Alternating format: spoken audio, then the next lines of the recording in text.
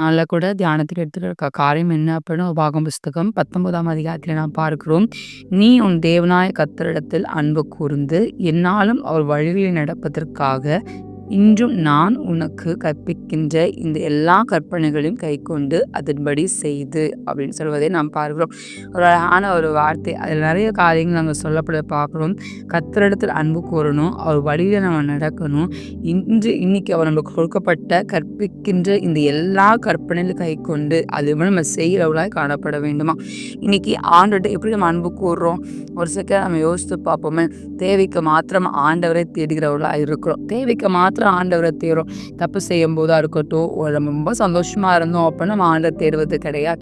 ஆனால் ஆண்டவர் என்ன எதிர்பார்க்குறாரு அப்படின்னா, என் பிள்ளை என்கிட்ட ஸ்பெண்ட் பண்ணும், என் பிள்ளை என்கிட்ட எப்படி இருக்கணும், அன்பாக இருக்கணும், நான் அவகிட்ட என்ன பண்ணிக்கணும், நான் அவகிட்ட நான் பேசணும் அப்படின்னு சொல்லி ஏசப்பா நினைக்கிறத நம்ம பார்க்குறோம். இன்னைக்கு ஆண்டுடைய பிள்ளையா இருக்கிற நம்ம பெற்றோர்கிட்ட, நண்பர்கள்கிட்ட, நமக்கு தெரிந்தவர்கள்ட்ட, பிடித்தமானவர்கள்ட்ட பேசணும் ஆசைப்படுறோமோ, அதே போல் ஏசப்பா இருக்கிறதை நான் பார்க்க முடியும். இன்னைக்கு நம்ம ஆண்டவர்கிட்ட அன்பு கூறுறோமா? அதான் உங்ககிட்ட கேட்குற கேள்வி.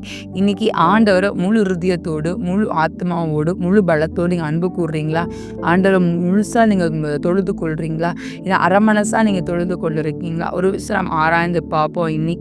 இன்னைக்கு ஆண்டவர் உங்கள் மேலே வைத்திருக்க அன்பு விலை உயர்ந்த அன்பு. இன்னைக்கு அவர் நம்ம மேலே வைத்த அன்பினால தான் இன்னைக்கு நீங்கள் நிற்கிறோம். அவர் நம்மளுக்காக சிலுவையில் அறைந்து நம்மளோட பாவத்துக்காய், நம்மளோட அக்கிரமத்துக்காய், நம்மளோட சாபத்துக்காய், நம்ம செய்த எல்லா தவறு நிமித்தமாய் அவர் சிலுவையில் அறைந்தார் அப்படின்னு சொல்லி பார்க்கிறோம். நம்மளுக்காக மீண்டும் ஒன்றாக உயிரோடு எழும்பி வந்ததை பார்க்கிறோம். இந்த உலகத்தில் அப்படிப்பட்ட அன்பு வேறு எங்கேயுமே கிடைக்காது.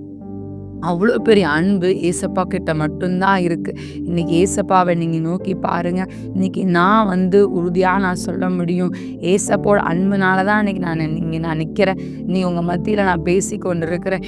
ஏசப்பா என் மேலே வைத்திருக்கிற அன்பு விலை உயர்ந்த அன்பாய் காணப்படுகிறத நான் ஒவ்வொரு நாளும் உணர்ந்து கொண்டே இருக்கிறேன். இன்றைக்கி நீங்களும் அந்த அன்பை நீங்கள் உணருங்க.